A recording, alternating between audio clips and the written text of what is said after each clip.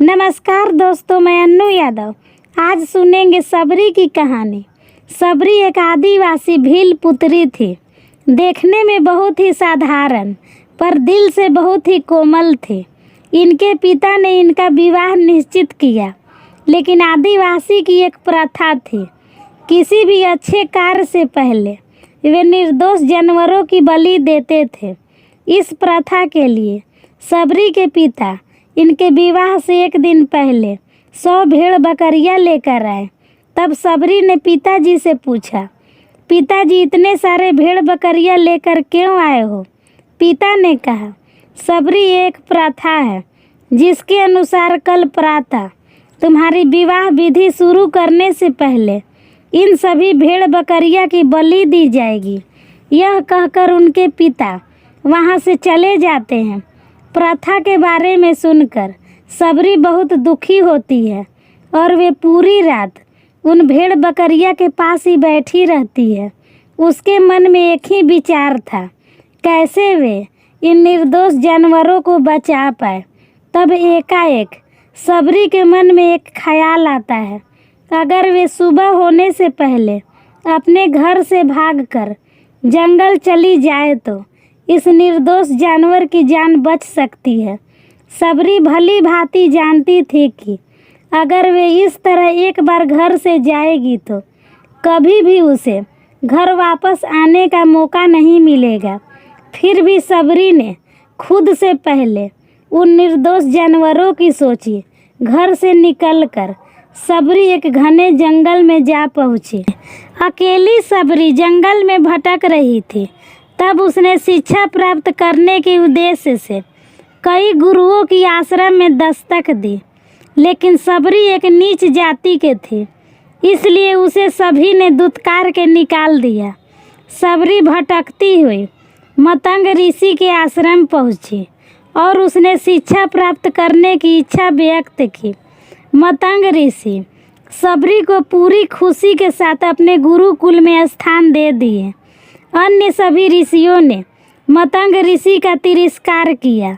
सबरी ने गुरुकुल के सभी आचरणों को आसानी से अपना लिया और दिन रात अपने गुरुओं की सेवा में लग गई।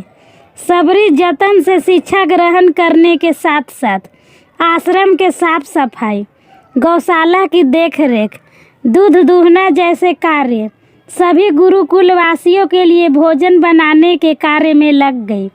कई वर्ष बीत गए। मतंग ऋषि सबरी के गुरु भक्ति से बहुत ही प्रसन्न हुए। मतंग ऋषि का शरीर अब दुर्बल हो चुका था, इसलिए उन्होंने एक दिन सबरी को अपने पास बुलवाया और कहा, पुत्री, मेरा देह अब दुर्बल हो चुका है, इसलिए मैं अपना देह यहीं छोड़ना चाहता हूँ। लेकिन उससे पहले मैं तुम्हें आशीर्वाद देना चाहता हूँ। बोलो पुत्री, तुम्हें क्या चाहिए?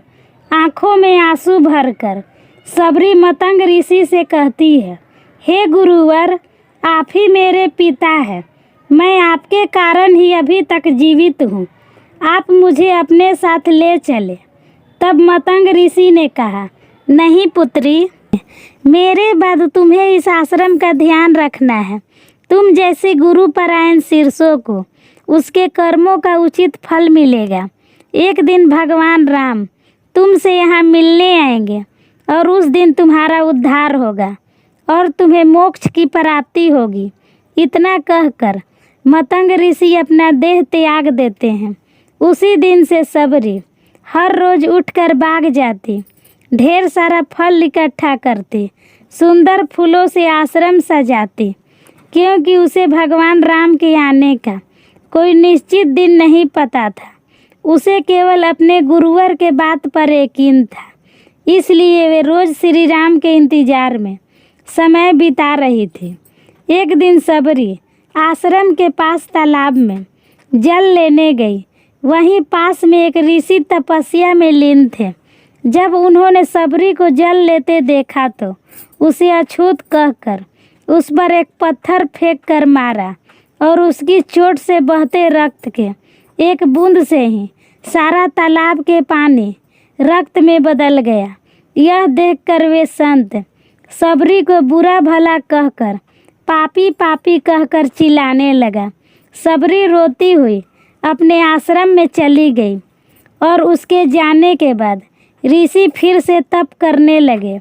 उन्होंने बहुत से जतन किए, उसमें गंगा, जमुना, सभी पवित्र नदियों का जल डाला गया, लेकिन वे रक्त जल में नहीं बदला।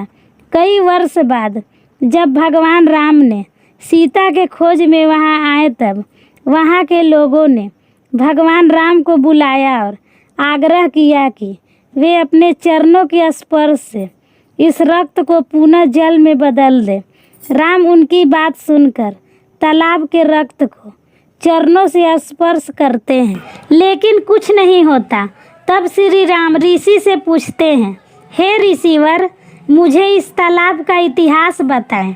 तब ऋषि उन्हें सबरी और तालाब की पूरी कथा बताते हैं और कहते हैं, हे भगवान, यह उसी शूद्र सबरी के कारण अपवित्र हो गया है।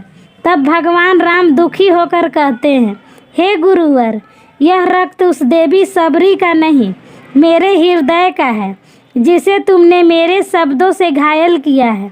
भगवान राम ऋषि से आग्रह करते हैं कि मुझे देवी सबरी से मिलना है। तभी सबरी को बुलावा भेजा जाता है। राम के नाम सुनते ही सबरी दौड़ी चली आती है। राम मेरे प्रभु कहती हुई जब वह तालाब के पास पहुंचती है, तब उसकी पैरों का धूल उस तालाब में चली जाती है और तालाब का सारा रक्त फिर से जल में बदल जाता है।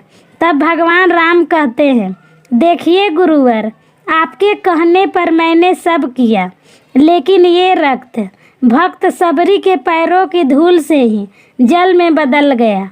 सबरी जैसे ही भगवान राम को देखती है, उनके चरणों को पकड़ लेती है और अपने साथ आश्रम में लाती है। उस दिन भी सबरी रोज की तरह अपना आश्रम फूलों से सजाती है और बाग से चख चख कर सबसे मीठे बैर अपने प्रभु श्री राम के लिए चुनती है। वे पूरे उत्साह के साथ अपने प्रभु राम का स्वागत करती है और बड़े प्रेम से उन्हें अपना जूठा बैर परोसती है। और भगवान राम भी बड़े प्रेम से उसे खाने के लिए उठते हैं। तब उनके साथ गए लक्ष्मण उन्हें रोक कर कहते हैं, भ्राता, ये बैर जूठे हैं। तब राम कहते हैं, लक्ष्मण, ये बैर जूठे नहीं, सबसे मीठे हैं, क्योंकि इनमें प्रेम है। और प्रभु श्री राम बहुत ही प्रेम से उन बैरों को खाते हैं। मतंग ऋषि का कथन सत्य होता है और देवी सबरी को मोक्ष की प्राप्ति होती है। इस तरह भगवान राम सबरी के राम कहलाए। वीडियो अच्छी लगी हो तो चैनल को लाइक और सब्सक्राइब करना ना भूलें। वीडियो देखने के लिए धन्यवाद देती हूँ। खुश रहिए, मस्त रहिए, आपका दिन शुभ हो।